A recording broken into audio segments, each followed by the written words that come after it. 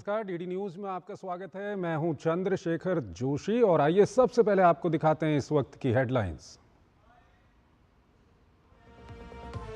मोदी सरकार 3.0 का पहला बजट पेश। प्रधानमंत्री नरेंद्र मोदी ने कहा, विकसित भारत की ठोस नींव रखने के साथ ही आज का बजट भारत को दुनिया की तीसरी आर्थिक महाशक्ति बनाने में निभाएगा बड़ी भूमिका।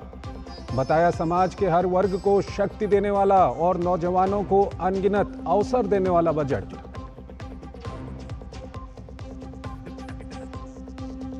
वित्त मंत्री निर्मला सीतारमण ने लगातार 7वीं बार बजट पेश कर तोड़ा मोरारजी देसाई का रिकॉर्ड। पूंजीगत व्यय के लिए 11 लाख करोड़ रुपए से ज्यादा का प्रावधान। पहली बार नौकरी पाने वाले युवाओं के लिए बजट में बड़ा ऐलान। 5 साल में 4.1 करोड़ युवाओं के लिए 2 लाख करोड़ रुपए के प्रधानमंत्री पैकेज की घोषणा। शिक्षा और स्किलिंग के लिए 1,48,000 करोड़ रुपए का प्रावधान। मुद्रा लोन की रकम हुई डबल। 500 टॉप कंपनियों में 1 करोड़ युवाओं को मिलेगा इंटर्नशिप का मौका।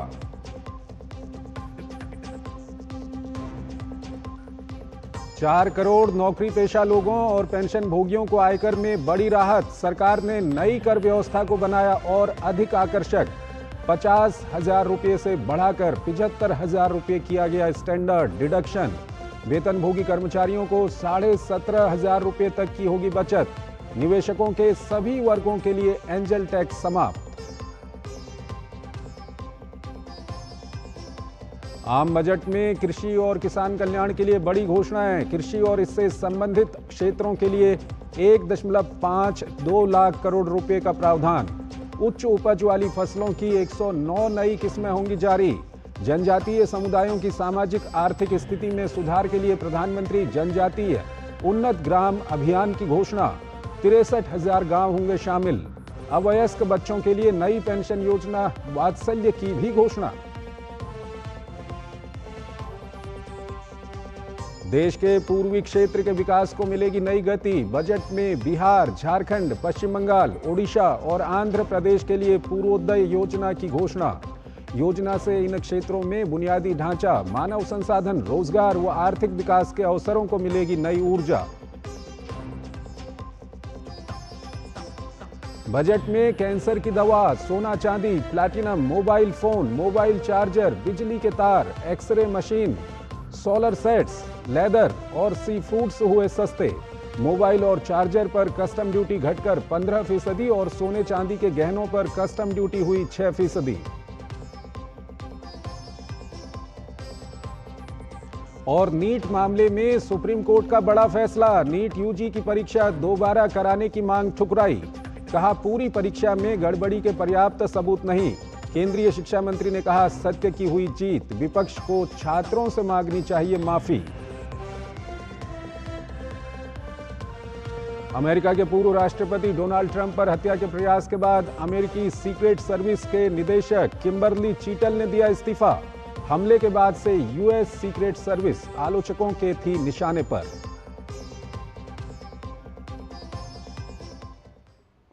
और आइए अब बात करते हैं आम बजट की। बजट 2024 अमृतकाल का बजट है, जिसमें देश को मौजूदा चुनौतियों से जूझने में सक्षम बनाने का रोड मैप स्पष्ट नजर आ रहा है। गांव, गरीब, किसान के साथ साथ महिलाओं और युवाओं के लिए रोजगार को आगे बढ़ाने वाला बजट है, जिसमें विकास की 9 प्राथमिकताएं रेखांकित की गई हैं।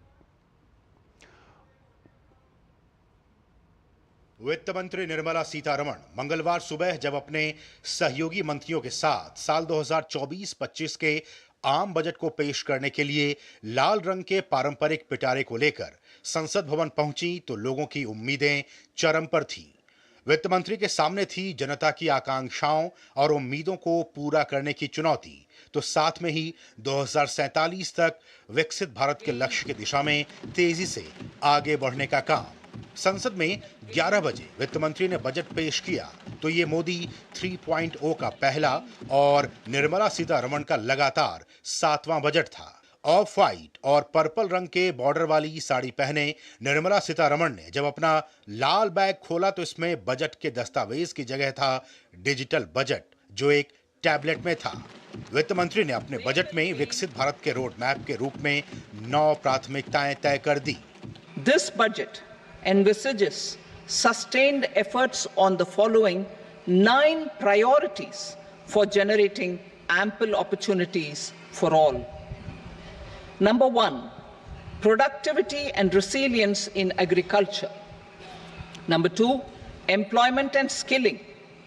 Number 3, inclusive human resource development and social justice. 4, manufacturing and services. 5, urban development. 6, energy security. 7, infrastructure. 8, innovation, research and development. And 9, next generation reforms. Modi सरकार के इस बजट में वित्त मंत्री निर्मला सीतारमण ने कई बड़े ऐलान किए हैं। उन्होंने बजट में युवाओं के कौशल विकास और रोजगार सृजन को प्रोत्साहन देने के लिए नई योजनाओं का ऐलान किया। We particularly focus on employment, skilling, MSMEs and the middle class. I am happy to announce the Prime Minister's package of 5 schemes and initiatives to facilitate employment, skilling and other opportunities for 4.1 crore youth over a 5-year period. वित्त मंत्री ने देश के पूर्वी राज्यों को देश की आर्थिक वृद्धि का इंजन बनाने के लिए विशेष योजनाओं का भी ऐलान किया। Purvodaya. The states in the eastern part of the country are rich in endowments and have strong cultural traditions. We will formulate a plan, Purvodaya, for the all-round development of the eastern region of the country, covering Bihar, Jharkhand, West Bengal, Odisha and Andhra Pradesh.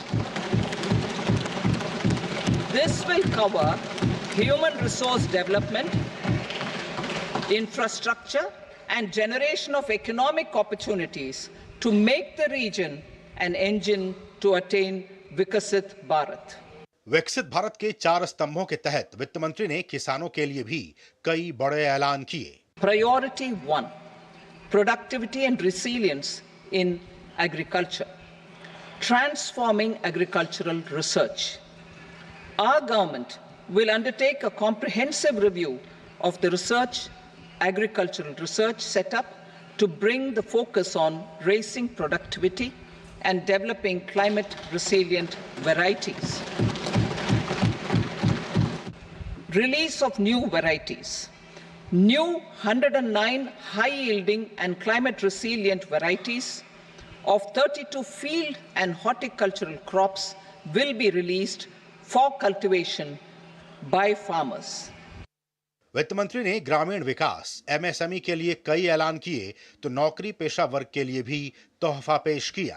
In the new tax regime, the tax rate structure is proposed to be revised as follows: 0 to 3 lakh rupees, nil; 3 to 7 lakh rupees, 5%; 7 to 10 lakh rupees, 10%; 10 to 12 lakh rupees, 15%; 12 to 15 lakh rupees, 20%; and above 15 lakh rupees, 30%.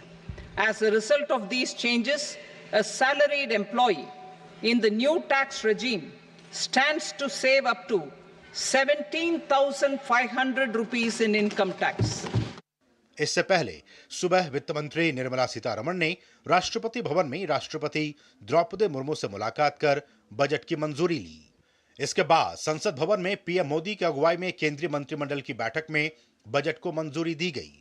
फिर यहां से वित्त मंत्री लोकसभा गई, जहां उन्होंने budget पेश किया। कुल मिलाकर इस बजट में विकसित भारत के लक्ष्य की ओर बढ़ने के संकल्प हैं, तो तीसरी अर्थव्यवस्था बढ़ने का रोड मैप भी।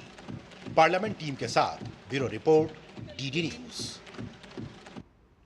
वित्त मंत्री निर्मला सीतारमण ने अपने बजट में रोजगार और कौशल प्रशिक्षण के लिए 3 योजनाओं की घोषणा की। उन्होंने अपने बजट भाषण में रोजगार, कौशल विकास, MSME और मध्यम वर्ग पर विशेष रूप से ध्यान दिया। वित्त वर्ष 2024-25 के बजट में सरकार ने रोजगार, कौशल प्रशिक्षण, एमएसएमई और मध्यम वर्ग पर ध्यान केंद्रित किया है। केंद्रीय वित्त मंत्री निर्मला सीतारमण ने रोजगार, कौशल प्रशिक्षण और अन्य अवसरों की सुविधा के लिए प्रधानमंत्री की 5 योजनाओं और पैकेजों की घोषणा की है। इसमें 5 वर्ष की अवधि में 4.1 करोड़ युवाओं को लाभ होगा। सरकार ने शिक्षा, रोजगार और कौशल प्रशिक्षण के लिए 1.48 लाख करोड़ रुपए का प्रावधान किया। सरकार प्रधानमंत्री पैकेज के हिस्से के रूप में रोजगार संबंधित प्रोत्साहन के लिए 3 योजनाओं को लागू करेगी। ये ईपीएफओ में नामांकन के साथ साथ पहली बार रोजगार पाने वालों की पहचान करने और कर्मचारियों और नियोक्ताओं को सहायता प्रदान करने पर आधारित होंगे। First timers. This scheme will provide 1 month wage to all persons newly entering the workforce in all formal sectors.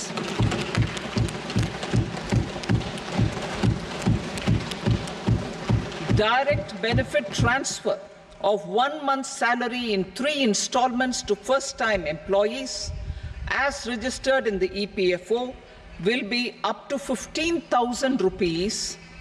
The eligibility limit will be a salary of 1 lakh per month. The scheme is expected to benefit 210 lakh youths.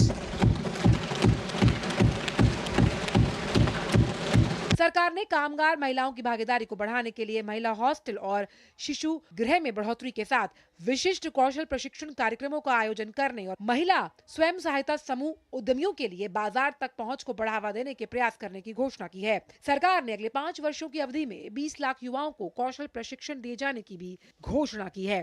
I am happy to announce a new centrally sponsored scheme as the 4th scheme under the Prime Minister's package for skilling in collaboration with state governments and industry. 20 lakh youth will be skilled over a 5-year period. केंद्रीय वित्त मंत्री निर्मला सीतारमण ने model कौशल ऋण योजना को संशोधित करने की भी घोषणा की, जिससे प्रतिवर्ष 25,000 छात्रों को सहायता मिलने की उम्मीद है। सरकार ने बजट में उच्चतर शिक्षा के लिए 10 लाख रुपए ऋण के साथ साथ वित्तीय सहायता की घोषणा की है। इस उद्देश्य के लिए प्रतिवर्ष 1 लाख छात्रों को सीधे तौर पर ऋण राशि के लिए 3% वार्षिक ब्याज छूट के ई वाउचर्स भी दिए जाएंगे। Bureau report, DD news. Modi सरकार ने रोजगार के लिए जो योजनाएं घोषित की हैं उनका लाभ आप कैसे ले सकते हैं, आइए आपको बताते हैं। मोदी 3.0 सरकार के पहले बजट में मुख्य फोकस 4 श्रेणियों गरीब, महिला, युवा और किसान पर रहा। इन 4 श्रेणियों के माध्यम से सरकार ने ये सुनिश्चित करने का प्रयास किया है कि विकास का लाभ सभी वर्गों तक पहुंचे। बजट में वित्त मंत्री ने युवाओं के लिए कई महत्वपूर्ण घोषणाएं की। इनमें पहली इंटर्नशिप और पहली नौकरी पर सब्सिडी देने से लेकर प्रधानमंत्री मुद्रा योजना के तहत मिलने वाली राशि को 2 गुना करने का ऐलान शामिल है। बजट में पहली बार नौकरी पाने वाले कर्मचारियों को 1 महीने का वेतन देने की घोषणा की गई है।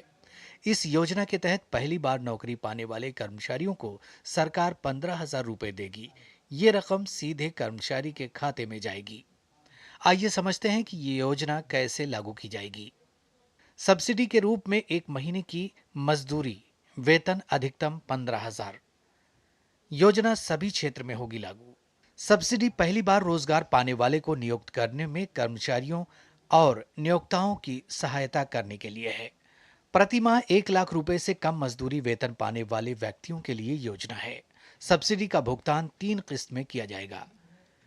कर्मचारी को दूसरी किस्त का दावा करने से पहले ऑनलाइन वित्तीय साक्षरता का अनिवार्य पाठ्यक्रम सीखना होगा। अगर पहली बार रोजगार पाने की नौकरी 12 महीने के भीतर खत्म हो जाती है तो सब्सिडी की राशि नियोक्ता को लौटानी होगी। योजना से प्रतिवर्ष 1 करोड़ लोग लाभान्वित होंगे। इस योजना की अवधि 2 वर्ष होगी। This kind of a subsidy giving, 1, you give the first one month's salary. 2, you're also giving both for the employee and for the employer subsidy. So the applicable person for whom it is being given may even draw a wage up to 1 lakh rupees. but to the extent of 15,000 is what you're giving as a subsidy. The installments, as I said, for the first 1 month wage that you want to give will be done over 3 installments, direct into the first time employee's account. नई सरकार के गठन के बाद पहला budget पेश करते हुए वित्त मंत्री ने 5 योजनाओं और नई पहल के एक पैकेज की घोषणा की। इस पैकेज का उद्देश्य 4.1 करोड़ युवाओं को रोजगार सृजन, कौशल विकास और अन्य अवसर उपलब्ध कराना है, जिसके लिए 5 वर्ष की अवधि में 2 लाख करोड़ रुपए की केंद्रीय सहायता राशि निर्धारित की गई है। सरकार ने शिक्षा, रोजगार और कौशल विकास के लिए 1,48,000 करोड़ रुपए का प्रावधान किया है। Bureau report, DD news. पूर्वी भारत में है देश के विकास का इंजन बनने की क्षमता। प्रधानमंत्री का ये कथन इस बार बजट में परिलक्षित होता दिखा, जब पूर्वी राज्यों में विकास को गति देने की विशेष पहल और आवंटन किया गया। बिहार, झारखंड, पश्चिम बंगाल, ओडिशा और आंध्र प्रदेश जैसे पूर्व के राज्यों के विकास के लिए पूर्वोदय स्कीम की घोषणा की गई है। केंद्रीय वित्त मंत्री निर्मला सीतारमण ने मंगलवार को जब बजट पेश किया तो खास ध्यान पूर्वी भारत के राज्यों के विकास पर केंद्रित रहा। इसके साथ देश के अति पिछड़े राज्यों के विकास को लेकर भी इस बजट में वित्त मंत्री ने कई घोषणाएं की हैं। वित्त मंत्री की तरफ से बिहार, झारखंड, पश्चिम बंगाल, ओडिशा और आंध्र प्रदेश जैसे पूर्व के राज्यों के विकास के लिए पूर्वोदय स्कीम की घोषणा की गई है। इसके तहत मानव संसाधन विकास, बुनियादी विकास पर ध्यान दिया जाएगा। Purvodaya. The states in the eastern part of the country are rich in endowments and have strong cultural traditions. We will formulate a plan, Purvodaya, for the all-round development of the eastern region of the country, covering Bihar, Jharkhand, West Bengal, Odisha, and Andhra Pradesh. This will cover human resource development, infrastructure, and generation of economic opportunities to make the region an engine to attain Vikasit Bharat. पूर्वी क्षेत्र में शामिल बिहार से विशेष राज्य के दर्जे की मांग लंबे अरसे से की जा रही है। इस योजना में उसके लिए कई सौगातें दी गई हैं। इसके साथ ही अमृतसर कोलकाता औद्योगिक कॉरिडोर के तहत गया में औद्योगिक केंद्र बनाया जाएगा। सांस्कृतिक केंद्रों को आधुनिक आर्थिक केंद्र के रूप में विकसित किया जाएगा। इस मॉडल को विकास भी, विरासत भी का नाम दिया जाएगा। इसके अलावा रोड कनेक्टिविटी भी बढ़ाई जाएगी। इसके तहत पटना पूर्णिया एक्सप्रेसवे, बक्सर भागलपुर एक्सप्रेसवे का निर्माण किया जाएगा। इसके अलावा बक्सर में गंगा नदी पर 2 लेन का पुल भी बनाया जाएगा। इसके लिए 26,000 करोड़ रुपए खर्च किए जाएंगे। साथ ही बिहार को एक और सौगात दी गई है। यह 2400 मेगावाट की क्षमता का पावर प्लांट का निर्माण पीरपैंती में 21,400 करोड़ रुपए की लागत से किया जाएगा। न्यू एयरपोर्ट, मेडिकल कॉलेज भी बिहार में बनाए जाएंगे। कैपिटल निवेश के लिए भी बिहार को मदद दी जाएगी। बिहार के मुख्यमंत्री नीतीश कुमार केंद्र के फैसले से बेहद खुश हैं। हम लोगों ने शुरू से कह दिया था ये या बिहार को विशेष तौर पर मदद करिए इसके लिए। अब उसी में उन लोगों ने कई चीज़ों का मदद करने का घोषणा कर दिया है। हम लोगों को जो हम लोग इतना काम कर रहे हैं तो उसमें अगर केंद्र से बहुत सारे चीज़ों में और ज़्यादा अतिरिक्त मदद मिलेगा तो फायदा होगा। तो विशेष राज्य का दर्जा बहुत उनका था कि पहले से बंद कर दिया गया है इसके, तो उसके चलते एक सहायता के लिए बिहार के विकास के लिए मदद होना चाहिए। मदद होना चाहिए बिहार को, तो वो तो करना शुरू कर दिया। इसके साथ ही इस बजट में आंध्र प्रदेश के विकास के लिए भी सरकार ने अपना पिटारा खोलते हुए कई सौगातों की घोषणा की है। राज्य में राजधानी की जरूरत को स्वीकार करते हुए केंद्र राज्य सरकार को अलग अलग एजेंसियों के माध्यम से सहयोग देगा। इसके लिए इस वित्त वर्ष में 15,000 करोड़ रुपए की व्यवस्था की गई है। निर्मला सीतारमण ने कहा है कि पोलावरम सिंचाई परियोजना को भी सरकार पूरा करने जा रही है।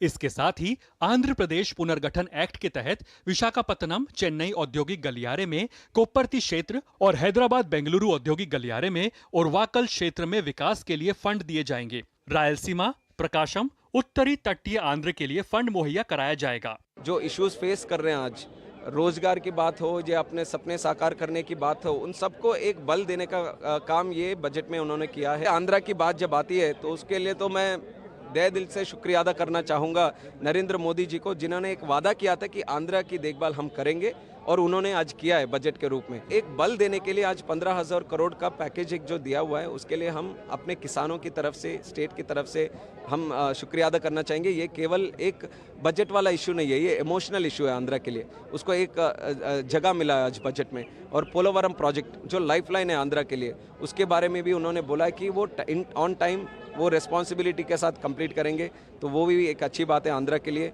वित्त मंत्री की तरफ से झारखंड, पश्चिम बंगाल, ओडिशा जैसे पूर्व के राज्यों के विकास के लिए भी कदम उठाए गए हैं। Bureau report, DD news.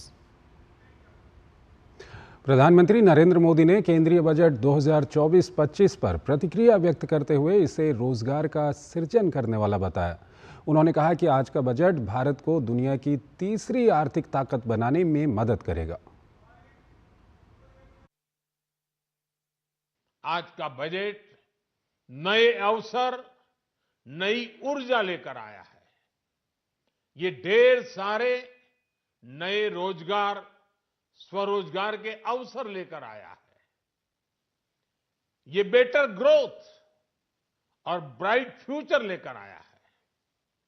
आज का बजट भारत को दुनिया की तीसरी सबसे बड़ी आर्थिक ताकत बनाने के उस पूरी प्रक्रिया में कैटलिस्ट का काम करेगा। विकसित भारत की एक ठोस नींव रखेगा। प्रधानमंत्री नरेंद्र मोदी ने कहा है कि रोजगार और स्वरोजगार के लिए अभूतपूर्व अवसर बढ़ाना सरकार की पहचान रही है। उन्होंने कहा कि बजट में सरकार ने रोजगार से जुड़े प्रोत्साहन स्कीम की घोषणा की है। रोजगार और स्वरोजगार के अभूतपूर्व अवसर बढ़, ये हमारी सरकार की पहचान रही है। आज का बजट इसे और सुदृढ़ करता है। देश और दुनिया ने पीएलआई स्कीम की सफलता देखी है। अब इस बजट में सरकार ने एम्प्लॉयमेंट लिंक्ड इंसेंटिव स्कीम की घोषणा की है। इससे देश में करोड़ों करोड़ों नए रोजगार बनेंगे। इस योजना के तहत जीवन में पहली नौकरी पाने वाले युवा की पहली तनख्वाह हमारी सरकार देगी। स्किल डेवलपमेंट और उच्च शिक्षा के लिए मदद हो या फिर 1 करोड़ नौजवानों को इंटर्नशिप की योजना, इससे गांव के गरीब के मेरे नौजवान साथी, मेरे बेटे बेटी देश की टॉप कंपनियों में काम करेंगे। प्रधानमंत्री नरेंद्र मोदी ने कहा कि केंद्रीय बजट में गरीबी समाप्त करने के लिए प्रमुख घोषणाएं की गई हैं। उन्होंने कहा कि गरीबों के लिए 3 करोड़ घर बनाना तय हुआ है।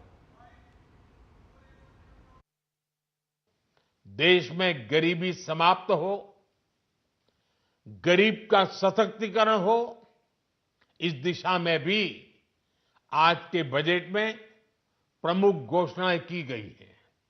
गरीबों के लिए 3 करोड़ नए घर बनाना तय हुआ है। जनजातीय उन्नत ग्राम अभियान सैचुरेशन अप्रोच के साथ 5 करोड़ आदिवासी परिवारों को मूलभूत सुविधाओं से जोड़ा जाएगा।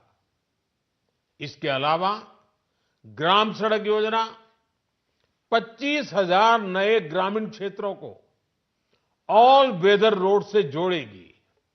इसका लाभ देश के सभी राज्यों के दूर दराज गांवों को मिलेगा। केंद्रीय वित्त मंत्री निर्मला सीतारमण ने दूरदर्शन समाचार से विशेष बातचीत की। उन्होंने बताया कि बजट भाषण में किसी राज्य का जिक्र न होने से ये मतलब कतई नहीं है कि उस राज्य के लिए सरकार कुछ नहीं कर रही।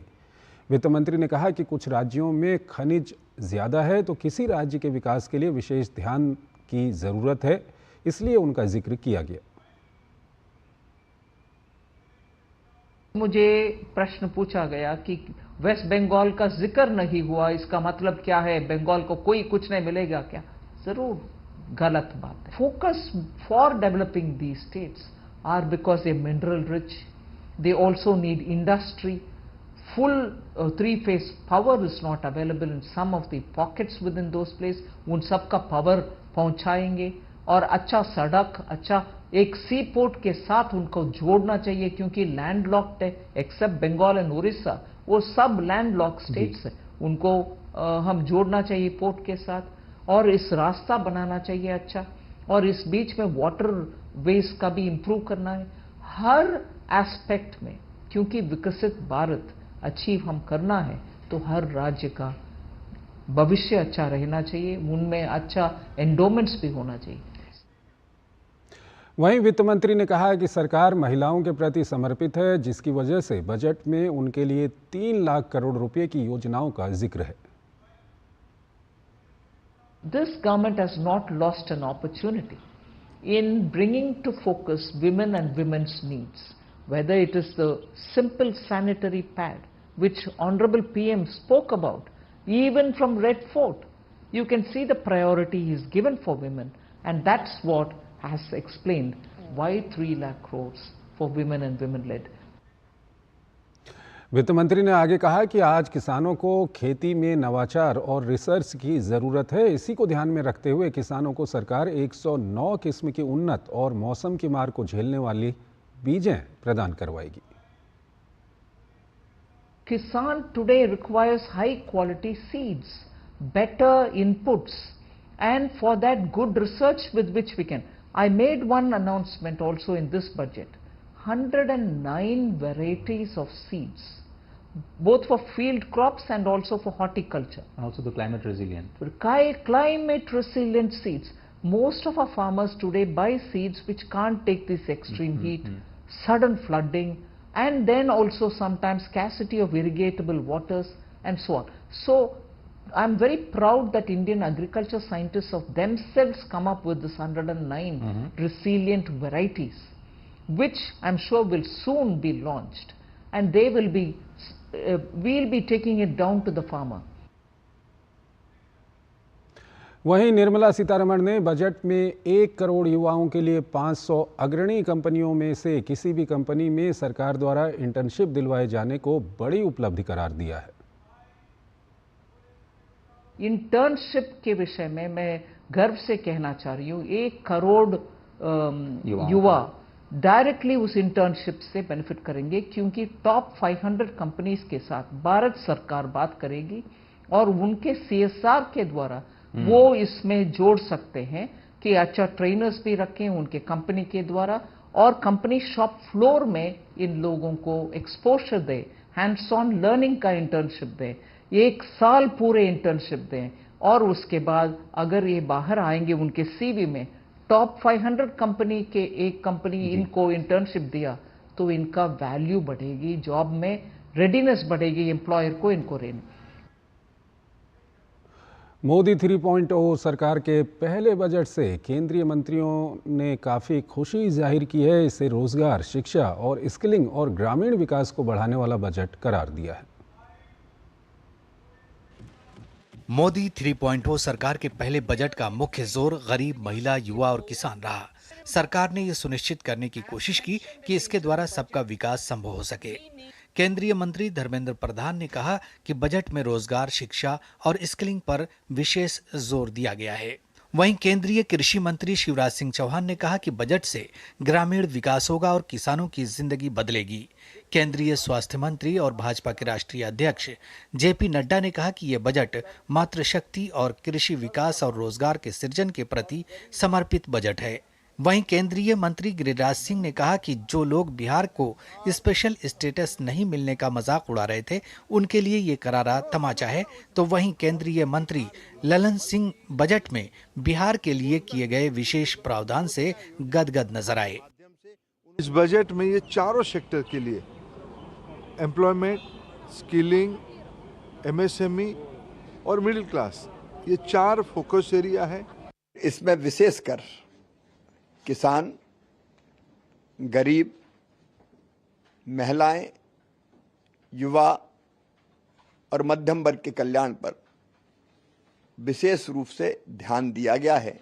विकसित भारत की आधारशिला रखने वाला बजट है। यह सर्वस्पर्शी, सर्वसमावेशी और गरीब महिलाओं के लिए भी, युवाओं और अन्नदाता वर्ग के कल्याण के साथ साथ इंडस्ट्री और इंफ्रास्ट्रक्चर को मजबूती प्रदान कर देने वाला दूरदर्शी बजट है। हमें लगभग बिहार को वो सारी चीजें दी गई और बिहार के साथ साथ अन्य राज्यों को भी इसमें रखा गया है। और सबसे ज्यादा मैं कहूंगा कि उद्यमियों के लिए, जो नौजवानों के लिए, जो एमएसएमई के लिए जो इसमें किया गया है।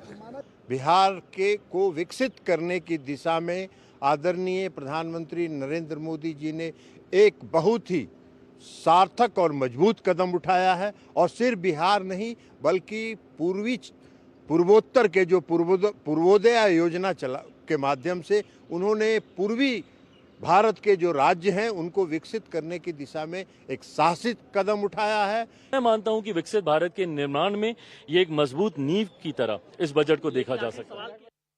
मोदी 3.0 के पहले बजट पर उत्तर प्रदेश के मुख्यमंत्री योगी आदित्यनाथ ने कहा कि वित्त मंत्री ने एक सर्वसमावेशी बजट पेश किया है। ये बजट 140 करोड़ भारतीयों की आशाओं, आकांक्षाओं और अमृतकाल के संकल्पों को पूर्ण करने वाला सिद्ध होगा। तो वहीं मध्य प्रदेश के मुख्यमंत्री मोहन यादव ने इसे विकसित भारत के आधार पर प्रस्तुत बजट करार दिया। जबकि छत्तीसगढ़ के मुख्यमंत्री विष्णुदेव साय ने कहा कि बजट से कृषि और रोजगार के क्षेत्र में नई क्रांति आएगी। तो वहीं मणिपुर के मुख्यमंत्री एन बीरेन सिंह ने कहा कि ये बजट प्रधानमंत्री नरेंद्र मोदी के विकसित अर्थव्यवस्था के लक्ष्य को प्राप्त करने का द्वार होगा। यह बजट भारत को $5 ट्रिलियन की इकोनॉमी में बदलने के संकल्प के साथ ही दुनिया के ग्रोथ इंजन के रूप में भारत की भूमिका को और विकसित भारत की संकल्पना को साकार करने का एक आर्थिक दस्तावेज के रूप में यह देश की संसद में प्रस्तुत किया गया है। ये बजट मध्य प्रदेश को भी अपने विकास के साथ कदम से कदम मिलाने के लिए मौका देगा। विकसित भारत में ही विकसित मध्य प्रदेश की संभावना भी छिपी हुई है। कृषि और रोजगार के लिए विशेष ध्यान दिया गया है। छत्तीसगढ़ के लिए विशेष बात है कि कृषि और रोजगार के क्षेत्र में 1.52 लाख करोड़ रुपए बजट में प्रावधान किया गया है। This budget will be to achieve the goal of the honourable prime minister's mission to get the third largest economy in the world. And particularly for Manipur also I am expecting.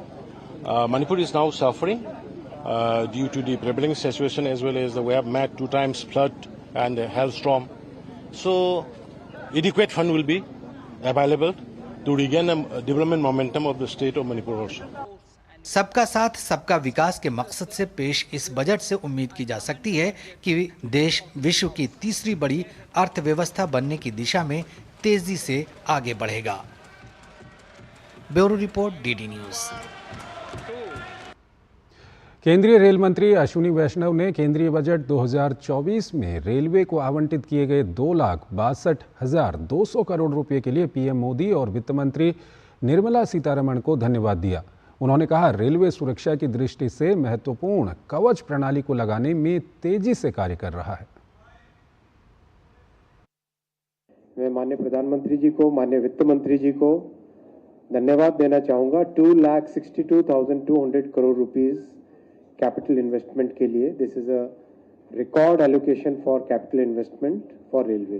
35,000 crore रुपए होता था 2014 में, आज एक नए level पे, बहुत बड़े स्तर पे 2,62,000 करोड़ यानी 2,62,200 करोड़ रुपीस का एलोकेशन है। सेफ्टी सिस्टम पे इन्वेस्टमेंट का एक बहुत बड़ा फोकस रहा है और इस बजट में जैसा मैंने आपको कहा 1,08,000 करोड़ रुपीस का सेफ्टी रिलेटेड एक्टिविटीज पे है। उसमें Kavach will be a major part of it. तो कवच 4.0 के अप्रूवल से अब बहुत ही रैपिड पेस पे इसका इंस्टॉलेशन चालू होगा। केंद्रीय रोजगार मंत्री मनसुख मांडविया ने बजट को युवाओं के लिए करार दिया है। उन्होंने कहा कि युवाओं को विभिन्न माध्यमों से 4 करोड़ रोजगार पैदा होंगे। उन्होंने नई योजनाओं में प्रोत्साहन राशि देने के लिए प्रधानमंत्री नरेंद्र मोदी का धन्यवाद किया। ये बजट युवाओं को स्किलिंग देने के लिए, एमएसएमई को और मिडिल क्लास को समर्पित है।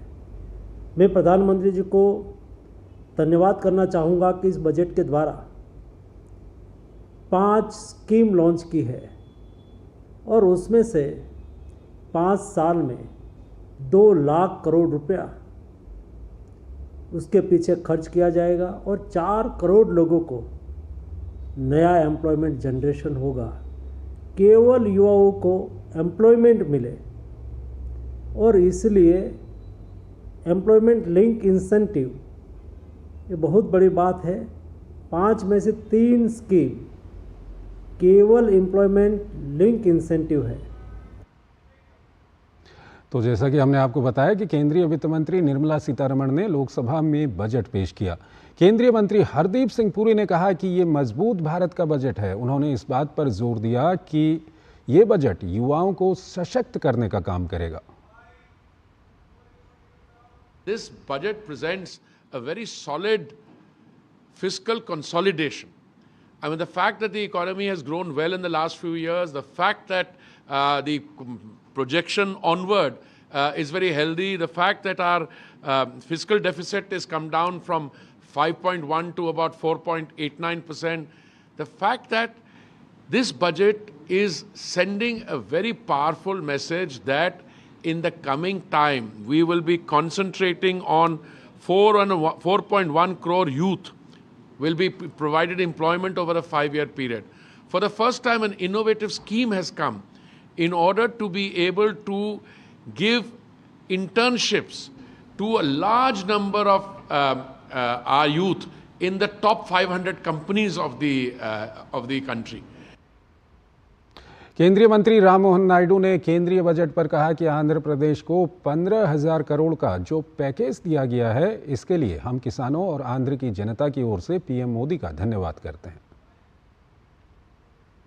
जो इश्यूज फेस कर रहे हैं आज, रोजगार की बात हो या अपने सपने साकार करने की बात हो, उन सबको एक बल देने का काम ये बजट में उन्होंने किया है। आंध्रा की बात जब आती है तो उसके लिए तो मैं तहे दिल से शुक्रिया अदा करना चाहूँगा नरेंद्र मोदी जी को, जिन्होंने एक वादा किया था कि आंध्रा की देखभाल हम करेंगे और उन्होंने आज किया है बजट के रूप में। एक बल देने के लिए आज 15,000 करोड़ का पैकेज एक जो दिया हुआ है, उसके लिए हम अपने किसानों की तरफ से, स्टेट की तरफ से हम शुक्रिया अदा करना चाहेंगे। ये केवल एक बजट वाला इशू नहीं है, ये इमोशनल इशू है आंध्रा के लिए। उसको एक जगह मिला है आज बजट में। और पोलोवरम प्रोजेक्ट जो लाइफलाइन है आंध्रा के लिए, उसके बारे में भी उन्होंने बोला कि वो ऑन टाइम वो रिस्पॉन्सिबिलिटी के साथ कंप्लीट करेंगे, तो वो भी एक अच्छी बात है आंध्रा के लिए।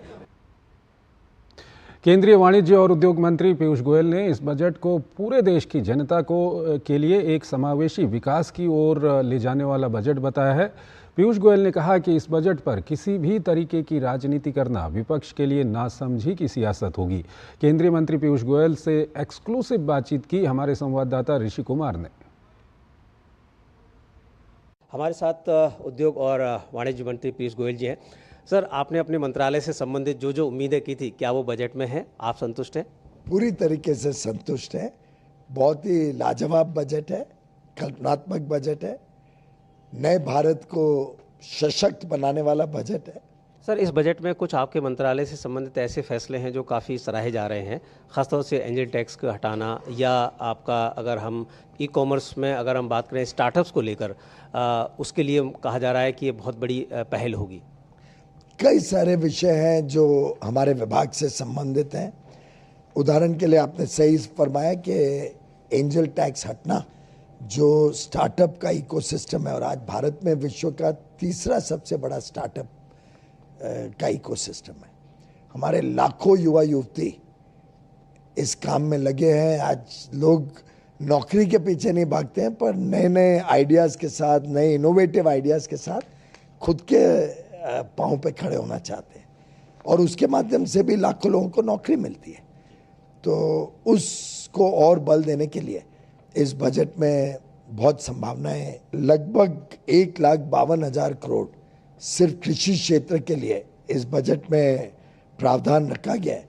12 नए एक साथ प्लग एंड प्ले, जिसमें आप जाओ और आपको सब सुविधाएं एक जगह पे मिल जाएं, ऐसे इंडस्ट्रियल पार्क्स की घोषणा इस बजट में की गई है। विपक्ष कह रहा है कि सरकार ने बिहार और आंध्र प्रदेश उन्मुखी बजट दिया है। ये बजट समाज के हर वर्ग और देश के हर कोने को प्रभावित करने वाला बजट है। हमने बात की उद्योग और वाणिज्य मंत्री पीयूष गोयल जी से। उन्होंने कहा कि ये बजट सभी के लिए कल्याणकारी है। Rishi Kumar, DD news, Delhi. आम बजट 2024-25 में आवासन एवं शहरी कार्य मंत्रालय के लिए कई घोषणाएं की गई हैं। खासकर शहरी गरीबों के लिए 1 करोड़ आवास बनाने की घोषणा हुई है। इसके अलावा रेंटल हाउसिंग को बढ़ावा देने पर भी काम किया जाएगा। साथ ही सस्ती दर पर कर्ज के लिए ब्याज सब्सिडी योजना भी लाई जाएगी। बजट पर आवासन एवं शहरी कार्य राज्य मंत्री तोखन साहू से बात की हमारे सहयोगी धीरज कुमार ने। इस साल के बजट में आवासन एवं कार्य मंत्रालय ने कई बड़ी घोषणाएं की है। इन घोषणाओं में आवास से लेकर और भी बहुत कुछ है। बात करने के लिए इस वक्त हमारे साथ आवासन एवं शहरी कार्य मंत्रालय के राज्य मंत्री तोखन साहू जी मौजूद हैं। उनसे हम बात करते हैं। सर, जो बजट हुआ 2024-2025 का, कैसा रहा ये बजट, खास करके हाउसिंग सेक्टर के लिहाज से? ये जो बजट है माननीय प्रधानमंत्री जी का ये संकल्प है कि 2047 तक जब हम आज़ादी के 100वें वर्ष पूरा करेंगे, तब हमारा देश एक विकसित राष्ट्र के संकल्प को पूरा करने के लिए ये आज नींव रखी जा रही है। जैसा कि घोषणा हुई है कि 1 करोड़ आवास का निर्माण किया जाएगा, इसके बारे में आप क्या कहेंगे? हर व्यक्ति का अपना सपना होता है कि उनके पास अपना खुद का मकान हो, पक्का मकान हो। मैं माननीय प्रधानमंत्री जी का अभिनंदन करना चाहूँगा। 1 करोड़ आवास शहरी क्षेत्रों में और 2 करोड़ आवास ग्रामीण क्षेत्रों में निर्माण होगा। देशवासियों की तरफ से मैं माननीय प्रधानमंत्री जी का अभिनंदन करना चाहूँगा। इस बजट में प्रावधान है, लोगों का सपना साकार होगा, ये मोदी की गारंटी है। सर, एक और बड़ी घोषणा है जो 100 शहरों के लिए है, जिसमें कि बाजार बनाने की बात हो रही है, वो स्कीम क्या है?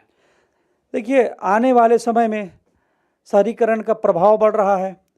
रोजगार के लिए लोग शहर तक के आते हैं, इसलिए शहर को आने वाले समय में सुव्यवस्थित बसाने के लिए हाट बाज़ार की भी आवश्यकता होगी। लोग अपनी ज़रूरतें के सामान को खरीदने के लिए हाट बाज़ार तक जाएंगे, इसलिए उसका विकास के लिए हमें अभी से सोचना पड़ेगा। 4,000 करोड़ रुपये की क्रेडिट लिंक सब्सिडी स्कीम की घोषणा की गई है। स्मार्ट सिटी मिशन के तहत चल रहे कार्यों को पूरा करने के लिए 2,400 करोड़ रुपये का प्रावधान किया गया है। प्रधानमंत्री ई बस सेवा के बजट में ज़बरदस्त बढ़ोतरी की गई है।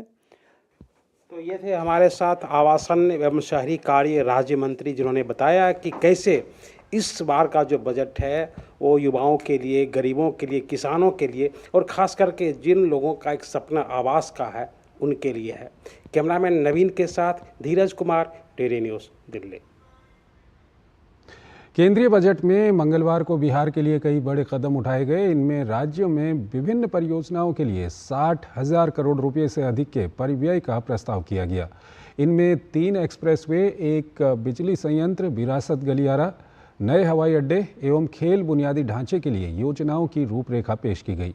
हमारे संवाददाता कुमार आलोक ने इस विषय पर बिहार के महाराजगंज से भाजपा सांसद जनार्दन सिंह सीगरीवाल से खास बातचीत की।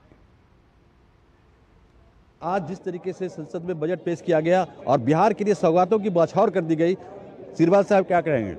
देखिए, जिस तरीका से भारत की सरकार ने, जिस तरीका से प्रधानमंत्री नरेंद्र मोदी जी ने, वित्त मंत्री जी ने जिस तरीका से बिहार के प्रति दिल खोल करके बजट में व्यवस्था किया है, इसके लिए मैं हृदय से बिहार के एक सांसद होने के नाते बिहार वासियों की तरफ से, अपने क्षेत्र महाराजगंज वासियों की तरफ से हृदय से मैं बधाई करता हूं, हृदय से उनका धन्यवाद करता हूं। और मैं यह कह सकता हूं कि बिहार में बहार है और फिर से आने वाले दिनों में एनडीए ही सरकार है, फिर से आने वाले दिनों में नीतीश ही सरकार है, नीतीश के नेतृत्व में। मैं इसको दिल खोल के कहने का काम कर सकता हूं। एक अगला क्वेश्चन आपसे पूछूंगा कि बिहार का शोक कहा जाता है कोसी, बंगाल का शोक कहा जाता है, और पहली बार बाढ़ नियंत्रण को लेकर के बहुत बड़ी फंड की व्यवस्था की गई केंद्र सरकार के द्वारा। यह सबसे बड़ी बात है बिहार के लिए। अगर बाढ़ की मैं बात करूं तो बिहार में बाढ़ के त्रासदी झेलने के बाद बिहार टूट जाता था, और यह डिमांड आज से नहीं, बरसों से मैं समझता हूं कि आज़ादी के बाद से लगातार यह मांग बिहार की तरफ से हो रहा था, लेकिन कोई सुनने वाला नहीं था। लेकिन नरेंद्र मोदी जी ने ही सुना, और नेपाल के साथ जिस तरीका से वो डैम को जिस तरीका से उसमें सुरक्षित करने के बाद, तो हमें लगता है कि बाढ़ पर भी हमारा कंट्रोल होगा। तो बिहार में जो हमारा बाढ़ के समय, जो त्रासदी के समय जो बिहार डोल जाता है, हिल जाता है, डमाडोल हो जाता है, उससे हमें निजात मिलेगा, और बिहार में फिर से बाहर की जो स्थिति मैं कह रहा हूँ वह निश्चित रूप से कायम रहेगी। ये थे जनार्दन सिग्रीवाल साहब जो कह रहे हैं कि बिहार में बहार है और फिर से एनडीए की सरकार है। देश भर के उद्योग जगत ने आम बजट की तारीफ करते हुए इसे विकास का रोड मैप करार दिया है। उद्योग जगत का मानना है कि बजट भारत को आर्थिक महाशक्ति बनने में महत्वपूर्ण भूमिका अदा करेगा। मोदी 3.0 सरकार के पहले बजट का उद्योग जगत ने जोरदार स्वागत किया है।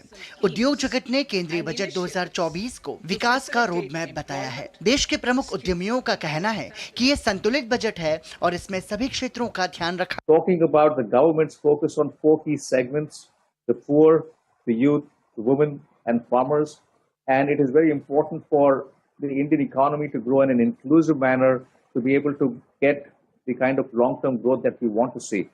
I think there are elements which give us confidence that government will continue to focus on growth, government will continue to focus on inclusivity, and they are going to kind of, keep a sharp eye on each of the aspects in the economy so that the destability doesn't really come in the way of achieving the Viksit Bharat vision that we have laid out.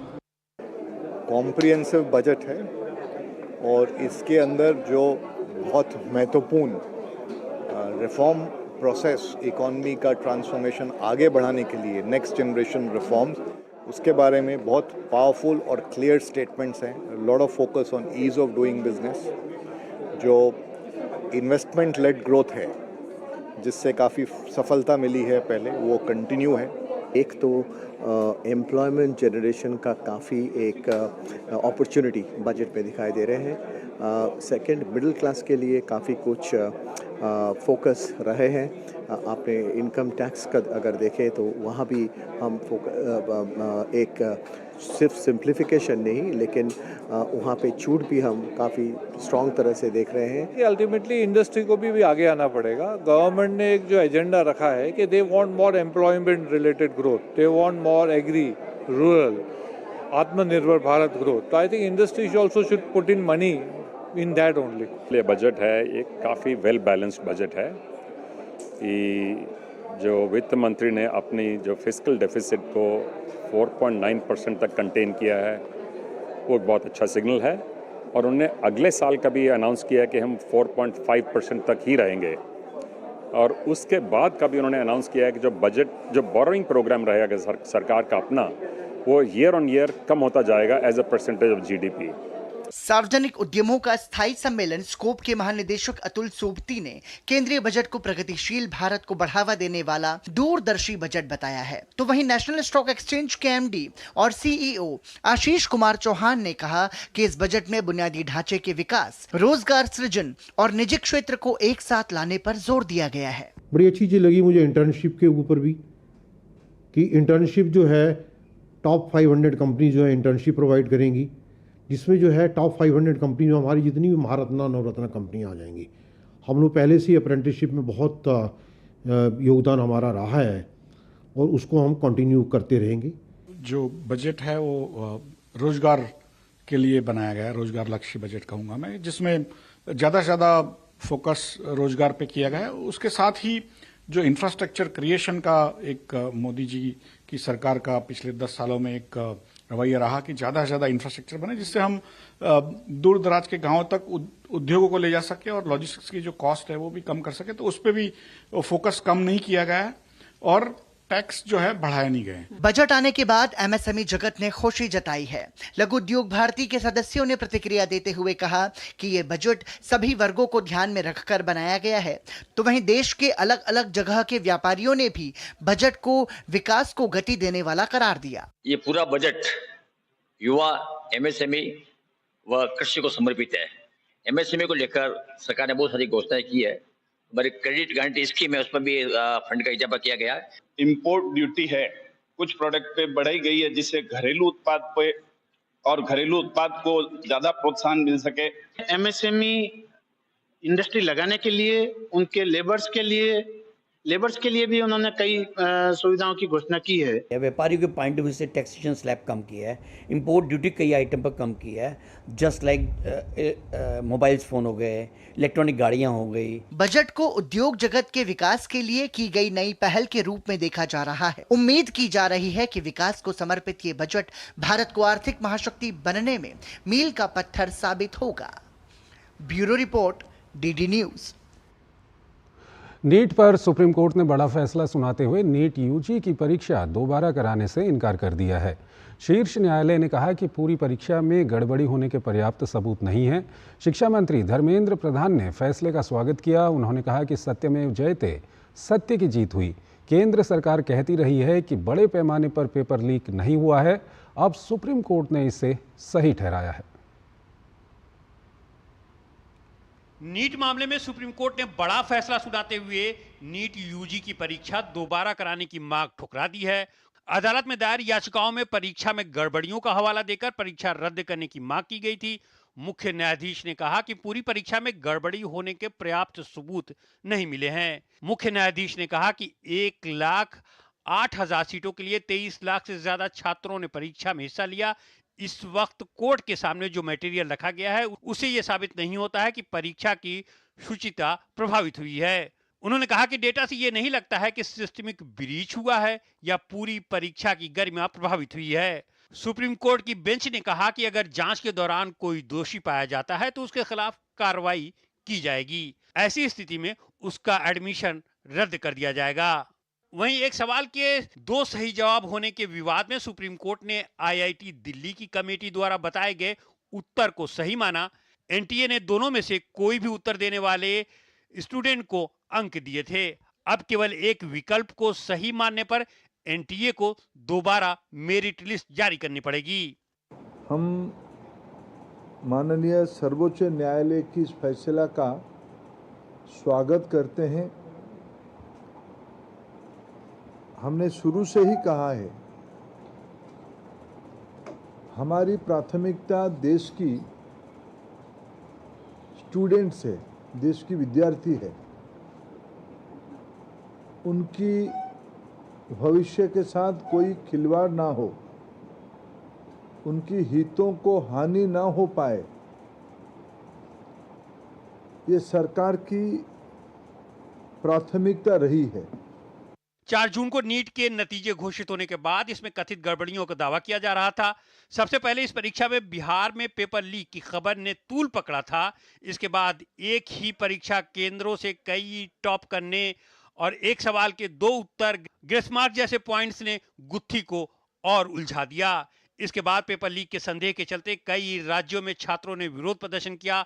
दोबारा परीक्षा कराने की मांग को लेकर कई छात्रों ने अदालत को रुख किया। इसके बाद सुप्रीम कोर्ट में एक साथ सभी याचिकाओं को सुनने की कार्रवाई शुरू हुई। इस दौरान पटना पुलिस से लेकर सीबीआई ने नीट परीक्षा में कथित गड़बड़ियों की जांच शुरू की। सर्वोच्च अदालत की बेंच ने सभी पहलुओं पर बहस सुनने के बाद ये फैसला सुनाया है। विकास सारथी के साथ bureau report, DD news. Jammu Kashmir के पुंछ जिले में मंगलवार तड़के नियंत्रण रेखा के पार से आतंकवादियों की घुसपैठ की कोशिश को नाकाम करते हुए भारतीय सेना का एक जवान शहीद हो गया। अधिकारियों ने यह जानकारी दी। जम्मू स्थित सेना के जनसंपर्क अधिकारी लेफ्टिनेंट कर्नल सुनील बर्तवाल ने कहा, अलर्ट सैनिकों ने सुबह 3 बजे बटल सेक्टर में ताबड़तोड़ गोलीबारी के साथ घुसपैठ कर रहे आतंकवादियों को प्रभावी ढंग से घेरकर घुसपैठ की कोशिश को नाकाम कर दिया। इलाके में भारी गोलीबारी के दौरान एक जवान घायल हो गया। घायल जवान को अस्पताल ले जाया गया, जहां उसकी मौत हो गई। जम्मू कश्मीर में माता वैष्णो देवी श्राइन बोर्ड ने त्रिकुट पर्वत पर ड्रोन आधारित बीज अभियान की शुरुआत की है। ये अभियान मां वैष्णो देवी के त्रिकुट पर्वत को हरा भरा करने के लिए चलाया गया है, जिससे मंदिर की प्राकृतिक भव्यता को संरक्षित किया जा सके। गुजरात के देवभूमि द्वारका के खंभिया तालुका में भारी बारिश के कारण एक घर ढह गया। मलबे में 2 से 3 लोगों के फंसे होने की आशंका है। रेस्क्यू टीम राहत बचाव कार्य में जुटी हुई है।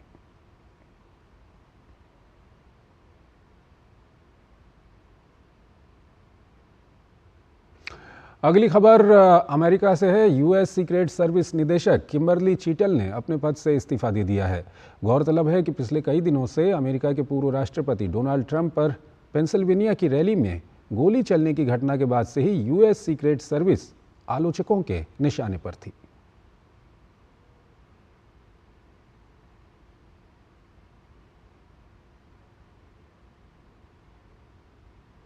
पूर्व केंद्रीय कृषि मंत्री और बिहार के पूर्वी चंपारण से लोकसभा सांसद राधा मोहन सिंह ने बजट को आर्थिक वृद्धि का इंजन बताते हुए कहा कि इस बजट में युवाओं के कौशल विकास, शिक्षा, कृषि और रोजगार सृजन जैसे क्षेत्रों पर विशेष ध्यान दिया गया है। डीडी न्यूज संवाददाता अमरेंद्र गुप्ता के साथ बातचीत करते हुए राधा मोहन सिंह ने विकसित भारत के संकल्प को साकार करने वाला बजट इसे बताया। वरिष्ठ सांसद और पूर्व केंद्रीय मंत्री राधा मोहन सिंह जी हैं। राधा जी, जिस तरह से बजट आया है अपने आप में विकसित भारत का बजट बताया जा रहा है, और बिहार की अगर बात करें तो बिहार को भी कई सौगातें मिली, कैसे देखते हैं पूरे? देखिए, ये बजट निश्चित रूप से जिन 9 बिंदुओं पर फोकस किया गया है वो एक विकसित भारत के निर्माण का नींव रखा गया इस बजट में। और किसानों के लिए, नौजवानों के लिए, महिलाओं के लिए और गरीबों के लिए, ये 4 वर्ग के लिए जो बजटीय प्रावधान हुआ है, निश्चित रूप से ये देश को मजबूत और विकसित बनाने का शानदार सफर तय करेगा। और जहाँ तक बिहार का सवाल है तो बिहार के लिए तो ये बजट वरदान है। हमारे विरोधी भी मान रहे हैं कि लगता है कि यह बजट जो है इस साल का बिहार के लिए ही समर्पित। जिस तरह से राधा जी विशेष राज्य की मांग चल रही थी, जिसमें से कल सरकार ने क्लियर कर दिया था विशेष राज्य की मांग नहीं दिया, लेकिन बजट में कई सारी परियोजना के लिए एक अच्छा जो कहते हैं फंड आया है, तो ओवरऑल अब बिहार को आप कैसे देख रहे हैं बढ़ते हुए? हर बार जब बजट भाषण होता है तो हर राज्य के सांसद सदन के अंदर कुछ न कुछ आवाज़ उठाते रहते हैं, लेकिन इस बजट में मैंने पहले भी बताया कि 4 वर्गों के लिए जो 4 स्तंभ है, जो बजटीय प्रावधान हुआ है, उससे विरोधी किसी को अवसर नहीं मिला कि आवाज़ उठाए। और जहाँ तक बिहार की बात है तो विरोधी भी मान रहे हैं कि शायद ये बजट बिहार के लिए ही विशेष रूप से समर्पित है। खेत खलियान और किसानों की बात करें, चूँकि आप पूर्व केंद्रीय कृषि मंत्री रहे हैं, किस तरह का बजट किसानों के लिए? एक प्रकार से बजट को देखेंगे तो इसमें जो देश के किसान हैं उनके लिए सर्वाधिक बजटीय प्रावधान किया गया है। और सबसे बड़ी बात है उत्पादन और उत्पादकता, ये दोनों के बढ़ाने के लिए बजट में कई प्रकार के व्यवस्था की गई है, जो देश के किसानों का जो भाग्य है उसके भविष्य को बदलेगा।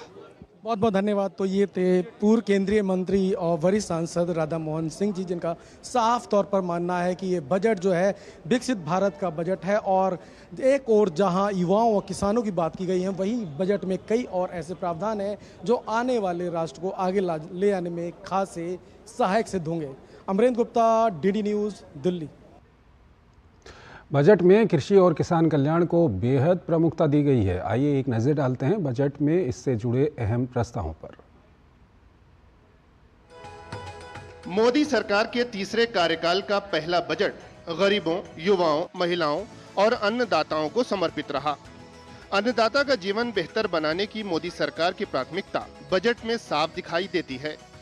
किसानों के कल्याण की ये प्रतिबद्धता इस बात से समझी जा सकती है कि सभी के लिए भरपूर अवसर का सृजन करने के लिए बजट में जो 9 प्राथमिकताएं तय की गई हैं, उनमें कृषि में उत्पादकता और अनुकूलनीयता सबसे पहले नंबर पर है। वित्त मंत्री ने बजट में कृषि और उससे संबद्ध क्षेत्रों के लिए 1,52,000 करोड़ रुपए के प्रावधान की घोषणा की। बजट में कृषि और किसान कल्याण के लिए 8 बिंदुओं पर ध्यान दिया गया है। Our government will undertake a comprehensive review of the research, agricultural research setup to bring the focus on raising productivity and developing climate resilient varieties.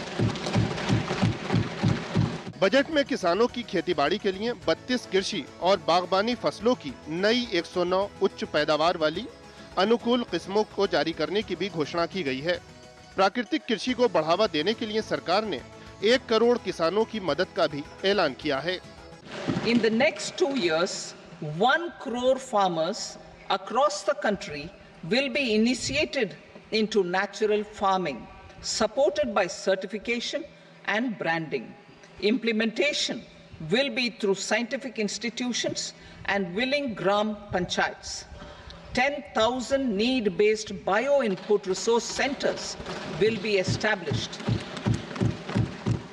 दलहनों और तिलहनों में आत्मनिर्भरता के लिए इन फसलों के उत्पादन, भंडारण और विपणन को सुदृढ़ बनाने के लिए भी बजट में जोर दिया गया है। इसके लिए सरकार कार्यनीति तैयार कर रही है। बजट में सब्जी उत्पादन को बढ़ावा देने के लिए भी बड़े कदम उठाने की घोषणा की गई है। Large scale clusters for vegetable production will be developed closer to major consumption centers. We will promote farmer producer organizations, cooperatives and startups for vegetable supply chains, including for collection and storage and marketing. कृषि के लिए digital सार्वजनिक अवसंरचना को मजबूत करते हुए budget में राज्यों के साथ मिलकर कृषि में डिजिटल सार्वजनिक अवसंरचना को लागू करने का भी ऐलान किया गया है। During this year, digital crop survey for Kharif using the DPI will be taken up in 400 districts. The details of 6 crore farmers and their lands will be brought into the farmer and land registries. Further, the issuance of Jan Samarth based Kisan credit cards will be enabled in 5 states. झींगा brood stocks के लिए nucleus breeding केंद्रों के network को स्थापित करने के लिए वित्तीय सहायता की घोषणा भी बजट में शामिल है। झींगा उत्पादन, प्रसंस्करण और निर्यात के लिए नाबार्ड के माध्यम से वित्त पोषण की सुविधा भी उपलब्ध कराई जाएगी।